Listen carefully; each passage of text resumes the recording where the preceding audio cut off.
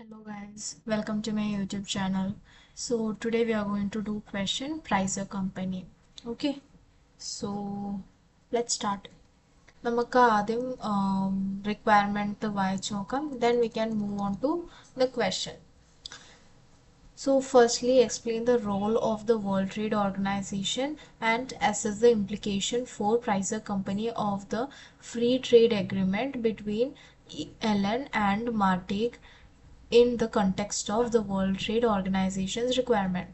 So ഇതിനകത്ത് നമ്മൾ പറയേണ്ടത് വേൾഡ് ട്രേഡ് ഓർഗനൈസേഷൻ്റെ റോളും പിന്നെ ഈ ആൻഡ് അത് ഈ റോള് നമ്മൾ ഫസ്റ്റ് നമ്മൾ റോൾ എന്ന് പറഞ്ഞൊരു ഹെഡിങ് കൊടുത്തിട്ട് റോൾ ഓഫ് ഹെഡിങ് കൊടുത്ത് നമ്മളൊരു വേൾഡ് ട്രേഡ് ഓർഗനൈസേഷൻ്റെ എയിം എന്തുവാ എന്താ പിന്നെ എൻകറേജ് ഫ്രീ ട്രേഡ് അതൊക്കെ നമുക്ക് അതിനകത്ത് ആഡ് ചെയ്യാം. അത് ജസ്റ്റ് ഒരു വൺ പാരയിൽ ഒരു 3-4 സെൻറ്റൻസ് മതി അവിടെ.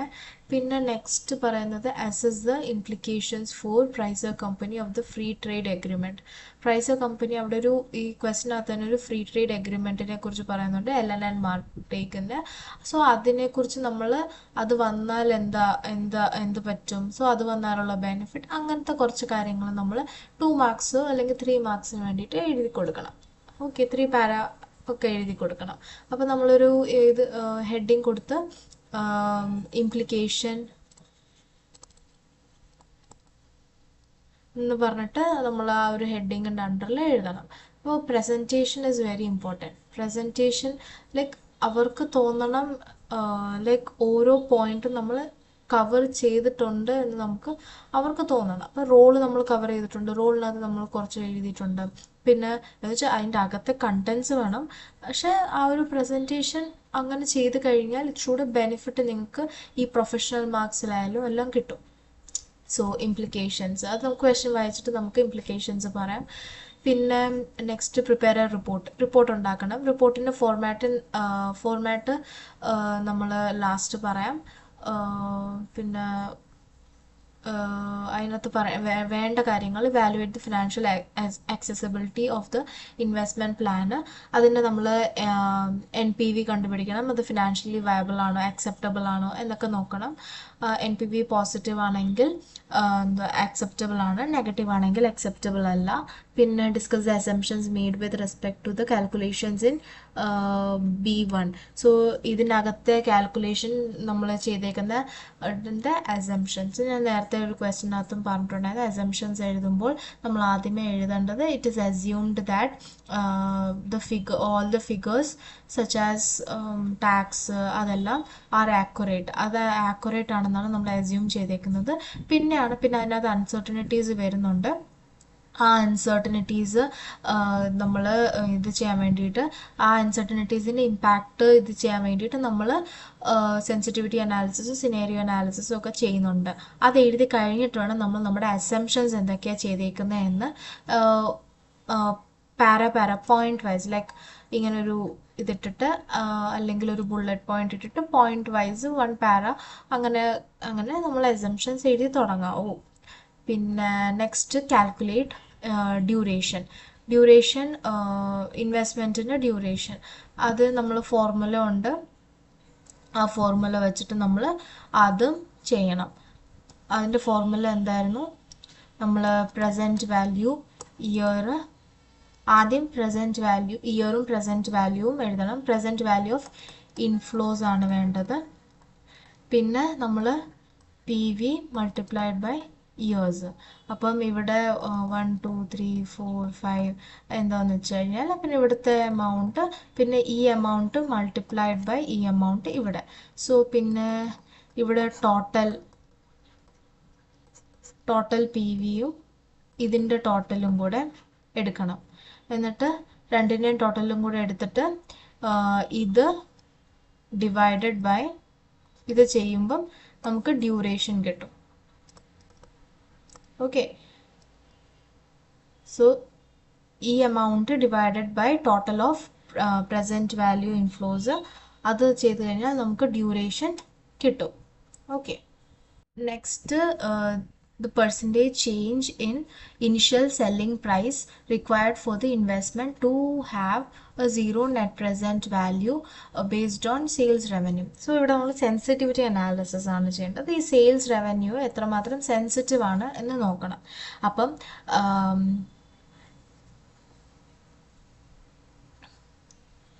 ഇപ്പം സെൻസിറ്റിവിറ്റി എങ്ങനെ നമ്മൾ കാൽക്കുലേറ്റ് ചെയ്യുന്നത്, NPV ഡിവൈഡഡ് ബൈ സെയിൽസ് റവന്യൂയുടെ ആഫ്റ്റർ ഡിസ്കൗണ്ടഡ് സാധനങ്ങൾ നമ്മൾ ഇതിനകത്ത് പറയും. ഞാൻ റഫായിട്ട് ചെയ്തതേ ഉള്ളൂ. പിന്നെ discuss the significance of and concerns with the calculation B3 above. So നമ്മൾ എന്തിൻ്റെ ബേസിസാണ് ഇൻവെസ്റ്റ്മെൻറ്റ് ഡ്യൂറേഷൻ, അതിനകത്തെ സിഗ്നിഫിക്കൻസ്, അതിനകത്ത് എന്തൊക്കെ നമ്മൾ കൺസേൺസ് ഉണ്ട് അതൊക്കെ പറയാം. പിന്നെ ഇതിനകത്ത് പെർസെൻറ്റേജ് ചേഞ്ച്, ഈ സെയിൽസ് പ്രൈസ് സെയിൽസ് റവന്യൂ ഇത് എത്ര കൂടിയാലാണ് അത് നമ്മൾ ഇതിനെ അഫക്റ്റ് ചെയ്യുന്നത് എന്നൊക്കെ നമുക്ക് എഴുതാം. അവിടെ നമുക്കത് പിന്നെ വരാം. നമുക്ക് ക്വസ്റ്റ്യനിലോട്ട് പോകാം. So let start. Exhibit 1, Prysor Company's investment in Elan. So Prysor Company is a multinational company based in the country. So ഇതാണ് ഹോം കൺട്രി മാർട്ടേഗ്. അതിൻ്റെ ഇത്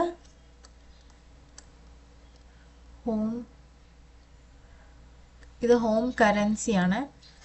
ഇത് Prysor Company's board is considering establishing a subsidiary in the Elan.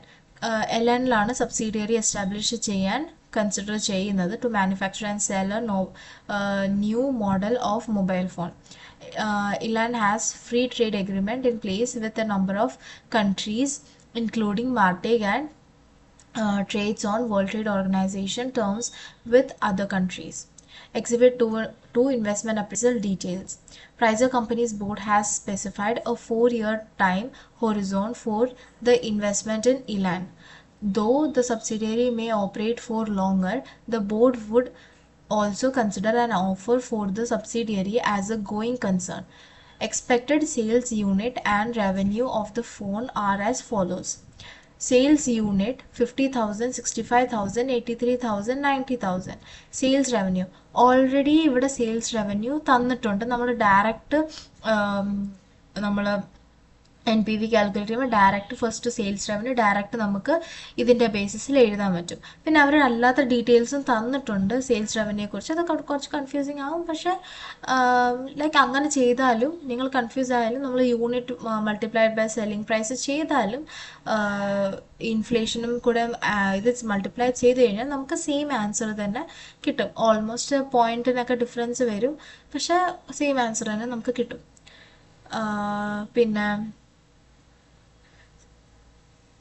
sales revenue figures have been calculated using the assumptions that Prysor Company will charge a unit selling price of ED 160 in year 1 and increase the unit selling price by 5% per year in years 2 to 4. The new phone will require a component made in Marteg and charged at a transfer price of $7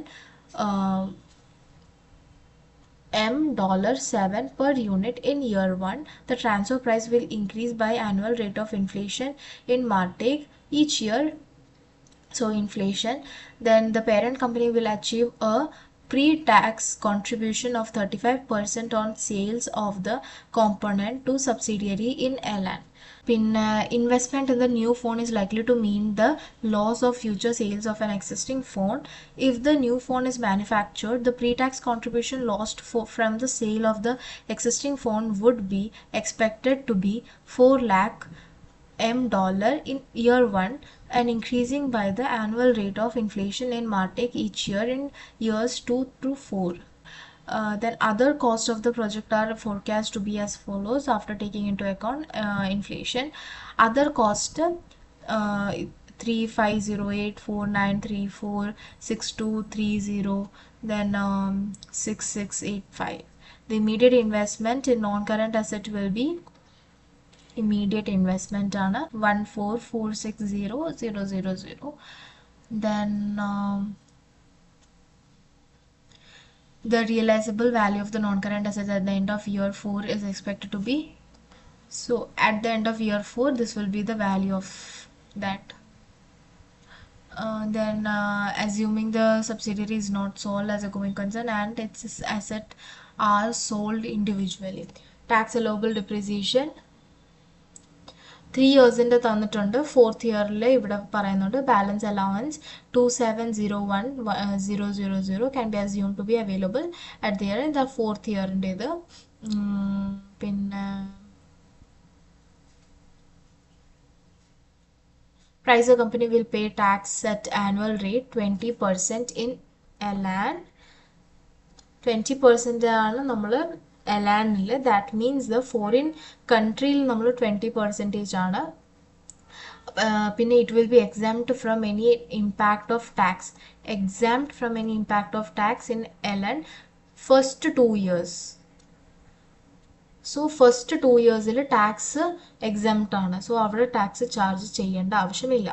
All post-tax cash flows will remitted to Prysor in Martech. Prysor company pays tax on profit at a annual percentage of 30. Martech, that means home country the tax 30% ആണ്. Okay, so ഇവിടെ നമ്മൾ ഇത് all okay, so ഇവിടെ ഫോറിനിൽ നമ്മുടെ tax എന്ന് പറയുന്നത് 20% ആണ്. ഹോമിൽ നമ്മൾ 30% ആണ്. സോ നമ്മൾ ഹോം കൺട്രിയിലാണ് നമ്മൾ ആദ്യം ചെയ്യുന്നത്. ഫോറിൻ കൺട്രിയിലാണ് നമ്മൾ ആദ്യം ചെയ്യുന്നത്. അതിൻ്റെ ടാക്സ് കണ്ടുപിടിച്ച് പിന്നെ അതിൻ്റെ നമ്മളത് എക്സ്ചേഞ്ച് റേറ്റ് വെച്ച് കൺവേർട്ട് ചെയ്ത് പിന്നെ ഹോം കൺട്രിയിൽ എന്തെങ്കിലും പ്രോഫിറ്റ്സോ എന്തെങ്കിലും കാര്യങ്ങളുണ്ടെങ്കിൽ അതും ചെയ്ത് അവിടെ അഡീഷണൽ ടാക്സ് വരുന്നുണ്ട്. കാരണം ഇവിടെ അവർ കുറച്ച് ടാക്സേ പേ ചെയ്യുന്നുള്ളൂ. ഹോം കൺട്രിയിലാണ് greater tax than foreign country. So remaining tax, that means 10% അവർ അഡീഷണൽ ടാക്സ് ആയിട്ട് ഹോം കൺട്രിയിൽ വരുമ്പോൾ പേ ചെയ്യണം. ഹോം കൺട്രിയിൽ അവർ 10% ടാക്സ് ഇത് ചെയ്യണം. അപ്പോൾ അത് നമ്മൾ എങ്ങനെ ചെയ്യുന്നത്, നമ്മുടെ ക്യാഷ് ഫ്ലോയെ നമ്മൾ എക്സ്ചേഞ്ച് റേറ്റുമായിട്ട് മൾട്ടിപ്ലൈ ഓർ ഡിവൈഡ് ചെയ്ത് നമ്മൾ അവരുടെ ക്യാഷ് ഫ്ലോ ഇൻ ഡോളറിലോട്ടാക്കിയിട്ട് നമ്മൾ അതിനകത്ത് നമ്മൾ ടാക്സ് ചാർജ് ചെയ്യണം.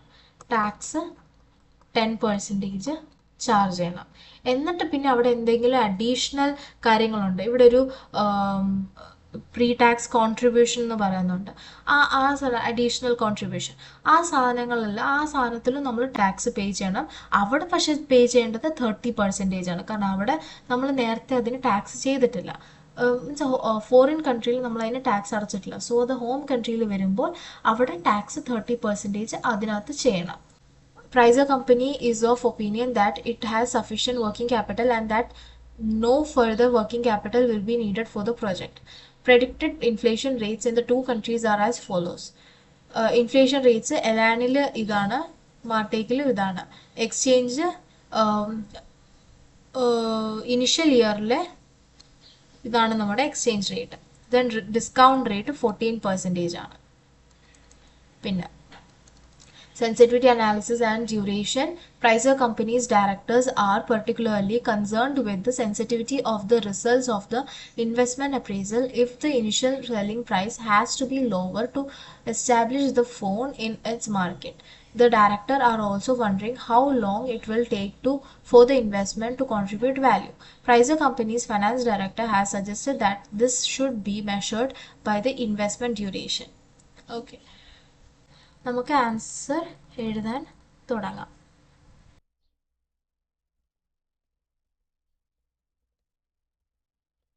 Calculation of NPV year 0, 1, 2, 3, 4. ഇവിടെ നമ്മൾ EDയിലാണ് ഇത് ചെയ്യുന്നത്. ദെൻ നമ്മൾ മില്യണിലല്ല കാൽക്കുലേറ്റ് ചെയ്യുന്നത്. ഇവിടെ മോസ്റ്റ് ഓഫ് ദി ഇൻഫർമേഷൻ തന്നേക്കുന്നത് ഇതെല്ലാം തന്നേക്കുന്നത് 000 നമ്മൾ മണ്ടയ്ക്ക് ചെയ്തിട്ടാണ്. സോ യാ, ഇവിടെ നമ്മൾ ചെയ്യുന്ന മില്യണിലല്ല ചെയ്യുന്നത്, തൗസൻഡ്സിലാണ് ചെയ്യുന്നത്. ഫസ്റ്റ് നമുക്ക് തന്നേക്കുന്നത് സെയിൽസ് റവന്യൂ റവന്യൂ തന്നിട്ടുണ്ട്. പിന്നെ നമുക്ക് അതർ കോസ്റ്റ് തന്നിട്ടുണ്ട്. പിന്നെ നമുക്ക് ഒരു കോമ്പണൻറ്റ് കോസ്റ്റും ഉണ്ട്. കോമ്പണൻറ്റ് കോസ്റ്റും തന്നിട്ടുണ്ട്.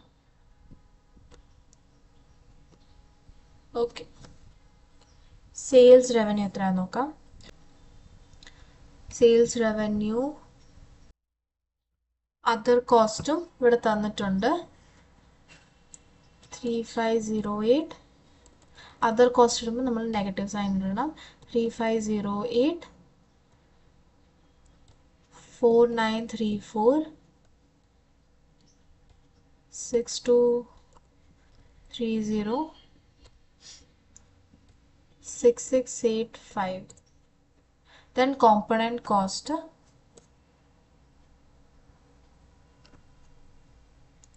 വർക്കിംഗ് 2. നമുക്ക് വർക്കിംഗ് 1 ചെയ്യേണ്ടത്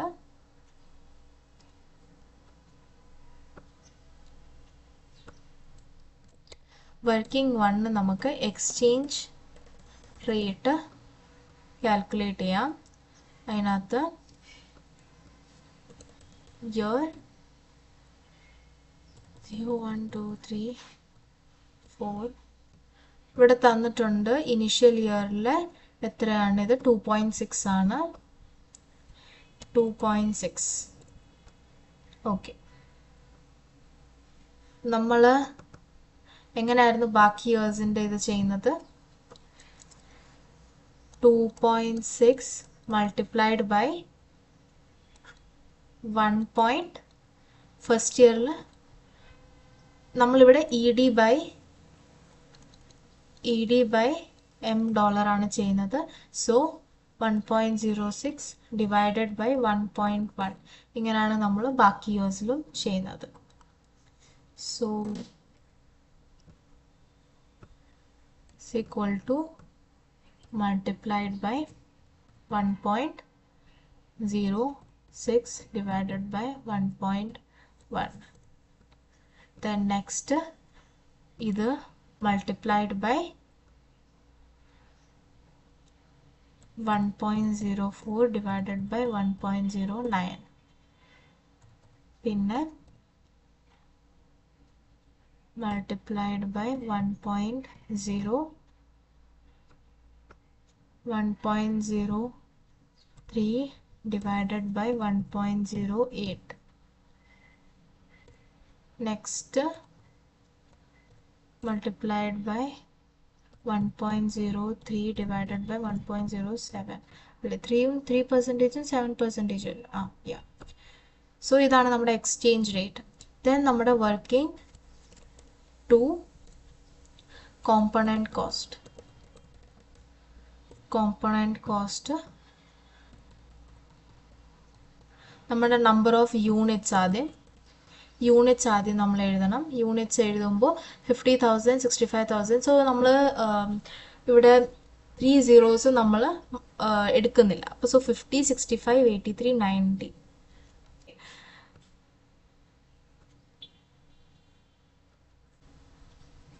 ഇവിടെ കോസ്റ്റ് വരുന്നത് ഡോളറിലാണ്. So M dollar. സോ ഇവിടെ വരുന്നത് 7. പിന്നെ ഇവിടെ അവർ പറയുന്നുണ്ട് 2 to 4 വരെ ഇയേഴ്സിൽ ഇൻഫ്ലേഷൻ വരുന്നുണ്ട്. സോ മൾട്ടിപ്ലൈഡ് ബൈ സെക്കൻഡ് ഇയറിൽ എത്രയായിരുന്നു? സെക്കൻഡ് ഇയറിൽ മാർട്ടേഗിൻ്റെ ആണ് എടുക്കേണ്ടത്. സോ സെക്കൻഡ് ഇയറിൽ 9%, 987. So 1.09. Next 1.08. Then 1.07. Okay, then നമ്മൾ ഇതിനെ നമ്മൾ കൺവേർട്ട് ചെയ്യണം. ഇത് രണ്ടും കൂടെ മൾട്ടിപ്ലൈ ചെയ്യുമ്പോൾ എം ഡോളറിലാണ് വരുന്നത്. അതിനെ നമ്മൾ കൺവേർട്ട് ചെയ്യണം. എക്സ്ചേഞ്ച് റേറ്റ്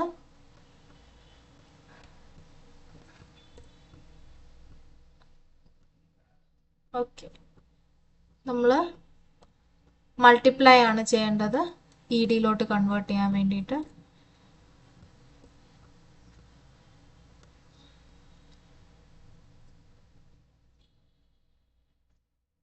സോ നമുക്ക് ആൻസർ കിട്ടി negative.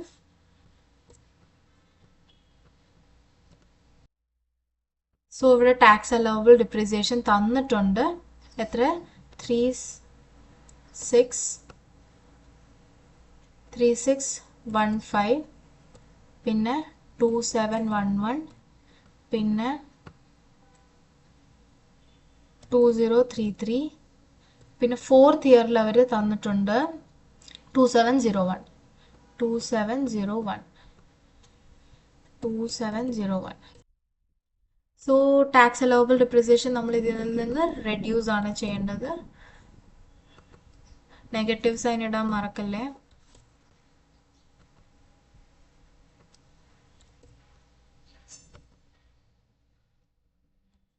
Okay, next cash flow some.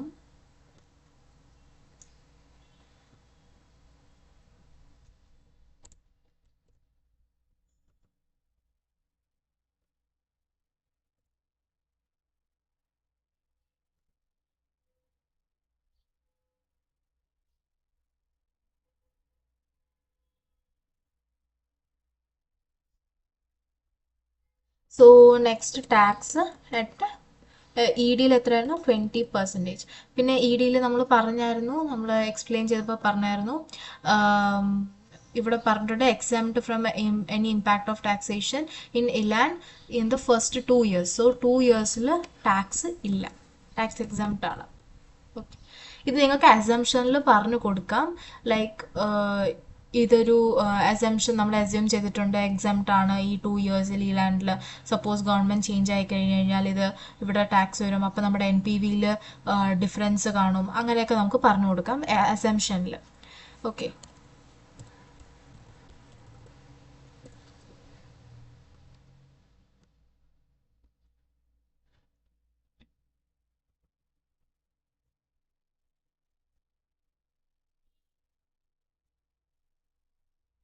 ഇവിടെ നമ്മൾ എന്നിട്ട് ടാക്സ് അലവബിൾ ഡിപ്രീസിയേഷൻ ആഡ് ചെയ്യണം.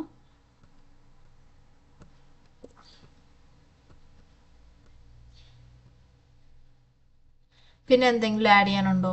പിന്നെ ഇനിഷ്യൽ ഇൻവെസ്റ്റ്മെൻറ്റ് ഉണ്ട്. ഇനിഷ്യൽ ഇൻവെസ്റ്റ്മെൻറ്റ് എത്രയായിരുന്നു? -14,460.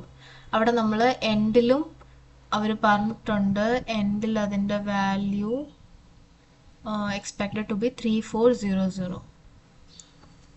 3400. ഓക്കെ, ഇനി എന്തെങ്കിലും ഉണ്ടോ ഇവിടെ എടുക്കാനായിട്ട്? മീൻസ് ഫോറിൻ കൺട്രിയിൽ ഇനി എന്തെങ്കിലും ഉണ്ടോ എടുക്കാനായിട്ട്? Foreign country.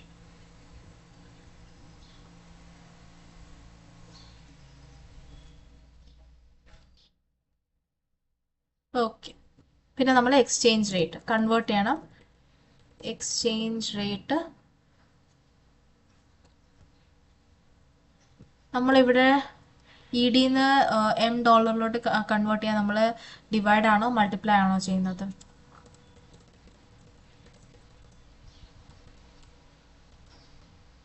With the net cash flow in ED, the $M, so we will divide it.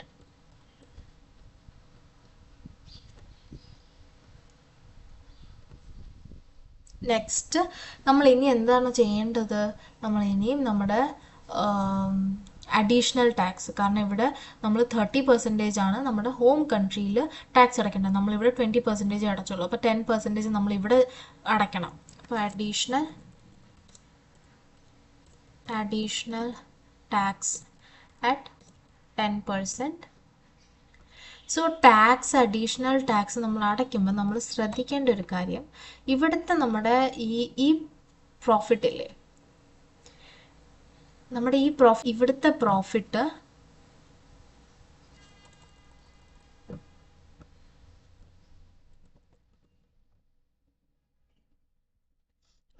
നമ്മൾ ഇവിടെ അഡീഷണൽ ടാക്സ് അടയ്ക്കുമ്പോൾ എന്തോ ചെയ്യണമെന്ന് വെച്ച് കഴിഞ്ഞാൽ, ഈ പ്രോഫിറ്റിനെ നമ്മൾ നമ്മുടെ ഈ $M കൺവേർട്ട് ചെയ്യണം ആദ്യം എക്സ്ചേഞ്ച് റേറ്റ് വെച്ചിട്ട്. എന്നിട്ട് നമ്മൾ അതിൽ 10%, എപ്പോഴും മിക്ക മിക്ക സ്റ്റുഡൻസും മറന്നു പോകുന്ന ഒരു കാര്യമാണ്. ആ പ്രോഫിറ്റിനെ നമ്മൾ കൺവേർട്ട് ചെയ്തിട്ട് വേണം നമ്മൾ അതിൽ ടാക്സ് അടയ്ക്കാൻ. എപ്പോഴും അവിടെ മിസ്റ്റേക്ക് വരുത്താറുണ്ട് എല്ലാവരും. നെക്സ്റ്റ് നമ്മൾ ഇനി എന്താ ചെയ്യേണ്ടത്? നമുക്കൊരു 4 lakhിൻ്റെ കാര്യം പറയുന്നുണ്ട്. Pre tax contribution lost from sales of, so this much amount we have lost. So അതിനകത്തുനിന്ന് നമുക്ക് ടാക്സ് ബെനിഫിറ്റ് കിട്ടും. ലോസ്റ്റ് കോൺട്രിബ്യൂഷൻ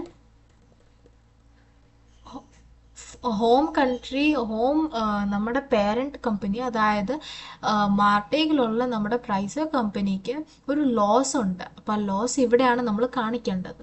ആ ലോസ് എത്രയായിരുന്നു? -400. ഓക്കെ, അതിനകത്ത് ഇൻഫ്ലേഷൻ വരുന്നുണ്ട്. അത് നമ്മൾ എവിടുത്തെ ഇൻഫ്ലേഷൻ? മാർട്ടേഗിലെ ഇൻഫ്ലേഷനാണ് എടുക്കേണ്ടത്. അപ്പോൾ മാർട്ടേഗിലെ ഇൻഫ്ലേഷൻ എന്ന് പറയുന്നത് ഇത് മൾട്ടിപ്ലൈ 1.09 multiply 1.08 multiplied by 1.07. നമ്മൾ ഇതിനകത്ത് നമ്മൾ ടാക്സ് ചാർജ് ചെയ്തിട്ടുണ്ട്. അപ്പോൾ നമ്മൾ തിരിച്ച് ആഡ്. സോ ഇതിനകത്ത് നമ്മൾ പിന്നെ എന്തോ ചെയ്യേണ്ടത്? ടാക്സ് ഏതിനകത്താ? നമ്മൾ മാർട്ടേക്കിലായതുകൊണ്ട് 20%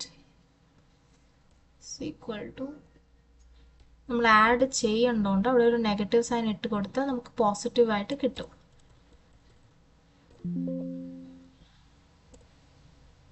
സോറി, ഓക്കെ. പിന്നെ നമുക്ക് ഇവിടെ ഒരു ഇതും കൂടെ പറയുന്നുണ്ട്, ഒരു അഡീഷണൽ കോൺട്രിബ്യൂഷൻ്റെ കാര്യം.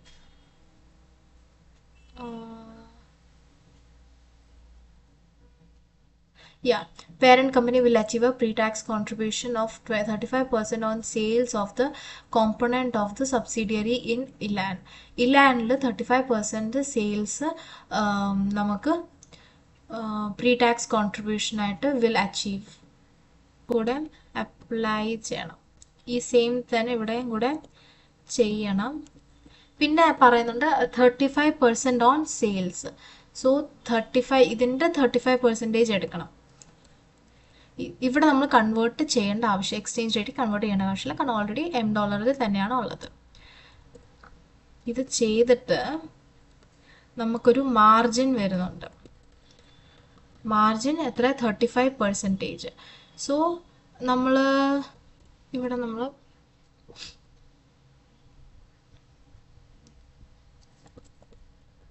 Margin 35% on sales. ഇതാണ് സെയിൽസ്. സോ നമുക്ക് ടോട്ടൽ വരുന്നത് ഇതാണ് നമുക്ക് കിട്ടുന്നത്. ആ എമൗണ്ട് നമ്മളിവിടെ അഡീഷണൽ കോൺട്രിബ്യൂഷൻ എന്ന് പറഞ്ഞിട്ട് ആഡ് ചെയ്യുവാണ് വേണ്ടത്.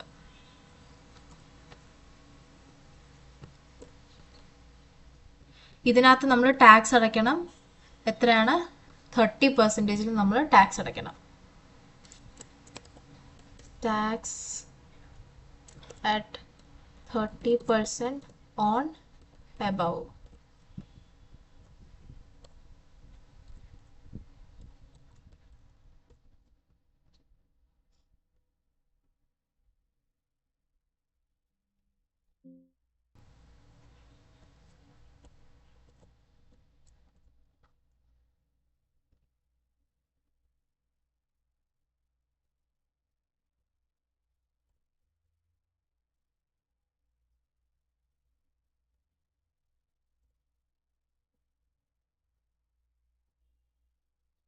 പിന്നെ ഇത് കഴിഞ്ഞിട്ട് നമ്മൾ എന്ത് ചെയ്യേണ്ടത്? ഡിസ്കൗണ്ട് റേറ്റ് DF at പറഞ്ഞിട്ടുണ്ട് 14% ആണ്. 1 divided by 1.14 the whole raised to ഇത്. So present value of cash flow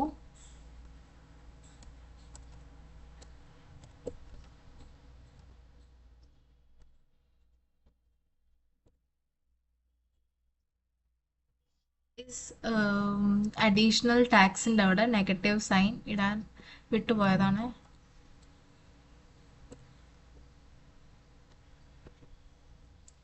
ഇവിടുത്തെ ടാക്സിനകത്ത് അവർ ഇത് പറയുന്നില്ല. മീൻസ് ഇവിടുത്തെ ടാക്സ് എല്ലാ വർഷവും നമ്മൾ ടാക്സ് അടയ്ക്കണം.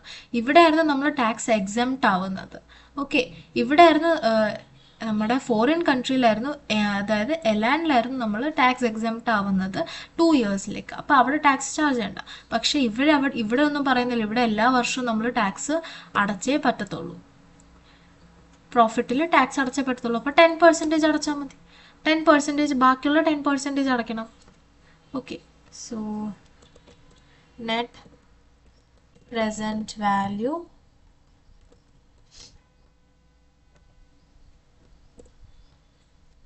$960 ആണ് നെറ്റ് പ്രസൻറ്റ് വാല്യൂ കിട്ടുന്നത്. സോ പോസിറ്റീവ് ആണ്. ഇവിടെ നമുക്ക് എഴുതാം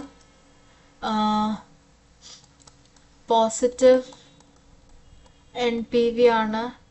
സോ ഷെയർ ഹോൾഡേഴ്സ് അക്സെപ്റ്റ് ചെയ്യും as it is financially viable എന്നൊക്കെ പറഞ്ഞ് നമുക്ക് ഇൻവെസ്റ്റേഴ്സ് അക്സെപ്റ്റ് ചെയ്യും എന്നൊക്കെ പറഞ്ഞ് നമുക്ക് ഇടാം. എത്രയായിരുന്നു നമ്മുടെ NPV? $960. നമ്മൾ ആൻസർ എഴുതുമ്പം ഇങ്ങനെ ഈ 3 സീറോയും കൂടെ ഇടാൻ മറക്കല്ല. ഓക്കെ, പിന്നെ അടുത്ത റിക്വയർമെന്റ് എന്തുവാ? നമ്മൾ അസംഷനിൽ ഇവിടെ പറഞ്ഞു കൊടുക്കേണ്ട കാര്യങ്ങൾ ടാക്സിനെ കുറിച്ച് പറഞ്ഞു കൊടുക്കാം. ഓക്കെ, പിന്നെ tax allowable depreciation straight line ആണോ അതോ മറ്റേ റിട്ടേൺ ഡൗൺ വാല്യൂ മെത്തേഡ് ആണോ എന്നൊന്നും നമുക്കറിയത്തില്ല. ഇത് അസ്യൂം ചെയ്തേക്കുവാണ്. അവർ ഓൾറെഡി തന്നു, എന്തിൻ്റെ ബേസിൽ കാൽക്കുലേറ്റ് ചെയ്തേക്കുന്നതെന്ന് അറിയത്തില്ല. സോ ടാക്സ് അലവബിൾ ഡിപ്രിസിയേഷനെ കുറിച്ച് പറഞ്ഞു കൊടുക്കാം. പിന്നെ ഈ ഇവിടെ പിന്നെ ഇനിഷ്യൽ ഇൻവെസ്റ്റ്മെൻറ്റിനെ കുറിച്ച് പറഞ്ഞു കൊടുക്കാം. ഈ എമൗണ്ട് എങ്ങനെ കിട്ടി, എങ്ങനെയായിരിക്കും ഇതിൻ്റെ കാൽക്കുലേഷൻ, അതൊക്കെ പറഞ്ഞു കൊടുക്കാം.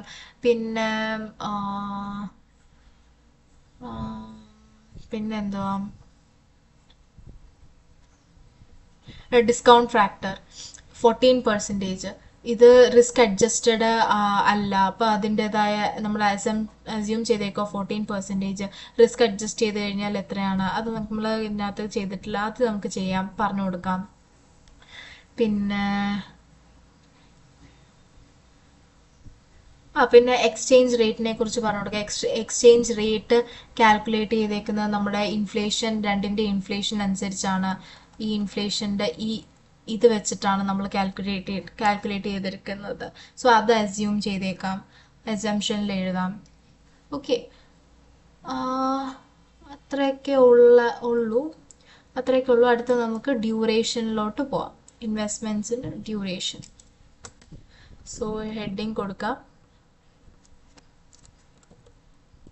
ഡ്യൂറേഷൻ.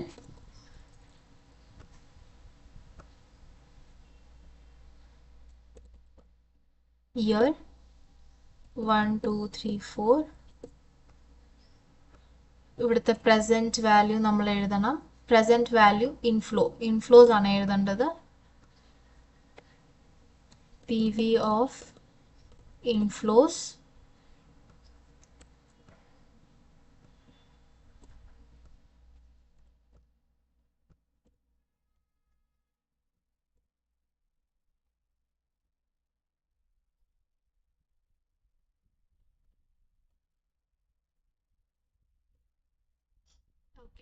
പിന്നെ നമ്മൾ PV multiplied by years.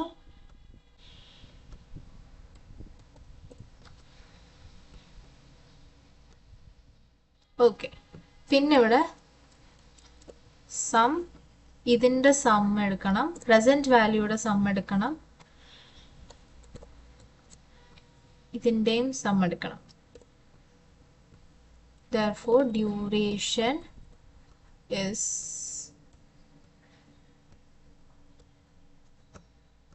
present value of cash flow. So duration കുറവാണെങ്കിൽ റിസ്ക്കും കുറയും. ഡ്യൂറേഷൻ കൂടുവാണെങ്കിൽ റിസ്ക്കും കൂടാനാണ് ചാൻസ്. പിന്നെ നെക്സ്റ്റ് നമുക്ക് ചെയ്യാനുള്ളത് സെൻസിറ്റിവിറ്റി ഓഫ് സെയിൽസ് റവന്യൂ ആണ്. Sensitivity of sales revenue.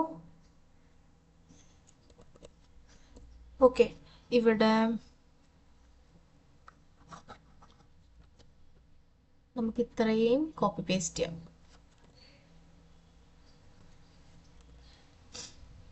Next, so ഇവിടെ നമ്മൾ എന്താ ചെയ്യേണ്ടത്? ടാക്സ് കണ്ടുപിടിക്കണം. ടാക്സ് അറ്റ് എത്രയാണ്? 20%. സോ ഫസ്റ്റ് 2 ഇയേഴ്സിൽ ടാക്സ് വേണ്ട. ദെൻ തേർഡ് ഇയറിലാണ് ടാക്സ് വേണ്ടത്, തേർഡും ഫോർത്ത് ഇയറിലും. പിന്നെ അത് കഴിഞ്ഞ് sales revenue after tax.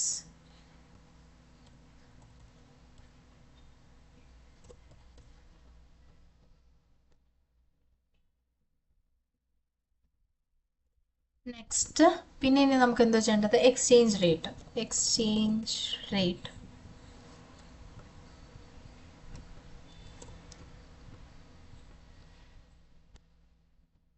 Okay, exchange rate കഴിഞ്ഞിട്ട് പിന്നെ നമ്മൾ എക്സ്ചേഞ്ച് റേറ്റ് ഡിവൈഡ് ചെയ്യണം. Sales revenue after tax. Sales revenue in $.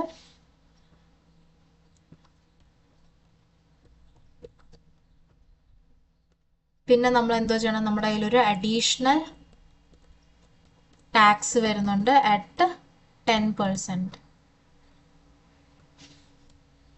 അത് എല്ലാ ഇയേഴ്സിലും നമ്മൾ ഇത് ചെയ്യണം.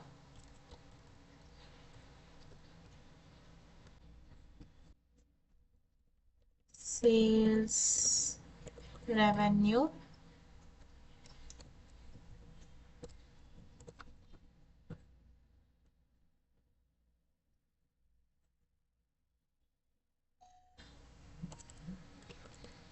DF at 14%. നമ്മളൊന്നും ചെയ്യേണ്ട ആവശ്യമില്ല, ഇവിടെ നിന്ന് കോപ്പി പേസ്റ്റ് ചെയ്താൽ മതി.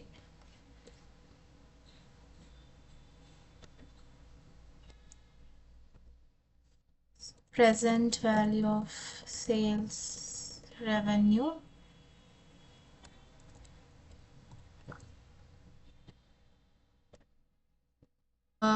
total of this present value of sales we have to calculate. So sum of, okay, then sensitivity of sales revenue. How we will identify this? We will divide this net present value with this present total of present value of the sales revenue. Then we will get a, and we need this in percentage. So we will get 8%. The selling price have to reduce by 8%. Then only the NPV will become 0. Okay, this means that if the selling price reduced by 8%, then the NPV will become 0. So എല്ലാവർക്കും ഈ sensitivity of sales revenue മനസ്സിലായെന്ന് വിചാരിക്കുന്നു. Sales റവന്യൂയുടെ sensitivity ആണ് നോക്കേണ്ടത്. So sales revenue, നമ്മൾ sales റവന്യൂയുടെ amount എടുക്കുക, അതിനകത്ത് tax charge ചെയ്യുക, അത് കഴിഞ്ഞ് ആഫ്റ്റർ ടാക്സ് എമൗണ്ട് ഇടുക, പിന്നെ അത് നമ്മുടെ ഹോം കൺട്രിയിലെ കറൻസിയിലോട്ട് കൺവേർട്ട് ചെയ്യുക. പിന്നെ അത് കഴിഞ്ഞിട്ട് നമ്മൾ അതിൻ്റെ അഡീഷണൽ ടാക്സ് നമുക്കുള്ളത് 10% ഉണ്ട്, അപ്പോൾ 10% നമ്മൾ ചാർജ് ചെയ്യുക. പിന്നെ അത് കഴിഞ്ഞിട്ട് ആ ചാർജ് ചെയ്ത് കഴിഞ്ഞിട്ടുള്ള എമൗണ്ട്, അത് കഴിഞ്ഞിട്ട് നമ്മൾ ഡിസ്കൗണ്ട് റേറ്റ് വെച്ച് മൾട്ടിപ്ലൈ ചെയ്യുക. അത് കഴിഞ്ഞ് പിന്നെ നമുക്ക് പ്രസൻറ്റ് വാല്യൂ കിട്ടും. ആ ടോട്ടൽ പ്രസൻറ്റ് വാല്യൂ നമ്മൾ നമുക്ക് കിട്ടിയ NPVയെ നമ്മൾ ആ ടോട്ടൽ പ്രസൻറ്റ് വാല്യൂവിൽ ഡിവൈഡ് ചെയ്ത് കഴിഞ്ഞാൽ നമുക്ക് സെൻസിറ്റിവിറ്റി കിട്ടും. ഈ സെല്ലിംഗ് പ്രൈസിൻ്റെ ആയതുകൊണ്ട് സെല്ലിംഗ് പ്രൈസ് 8% കുറഞ്ഞു കഴിഞ്ഞാൽ NPV വിൽ ബിക്കം 0.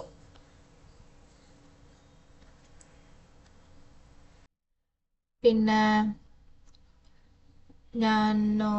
ഈ ക്വസ്റ്റ്യൻ നമ്മൾ റോള് പറഞ്ഞാൽ നമ്മൾ WTO അതിനകത്ത് എഴുതേണ്ടത് aim is to reduce the barrier between international trade, പിന്നെ എൻകറേജസ് ഫ്രീ ട്രേഡ്, അതൊക്കെ നമുക്ക് എഴുതാം.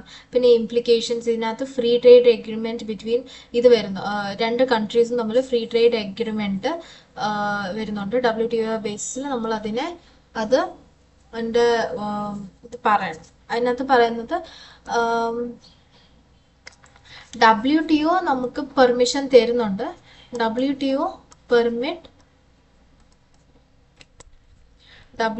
permits to make free trade agreement.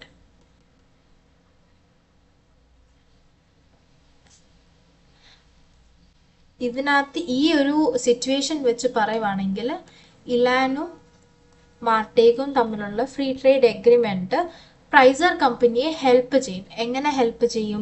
അവർ തമ്മിൽ ഇപ്പം പ്രൈസർ കമ്പനിക്ക് ഈ ലാൻഡിൻ്റെ അടുത്തു ഇമ്പോർട്ട് ചെയ്യണം, പിന്നെ അങ്ങനത്തെ കാര്യങ്ങളൊക്കെ വരുമ്പോൾ ഈ free trade agreement will benefit Pfizer company.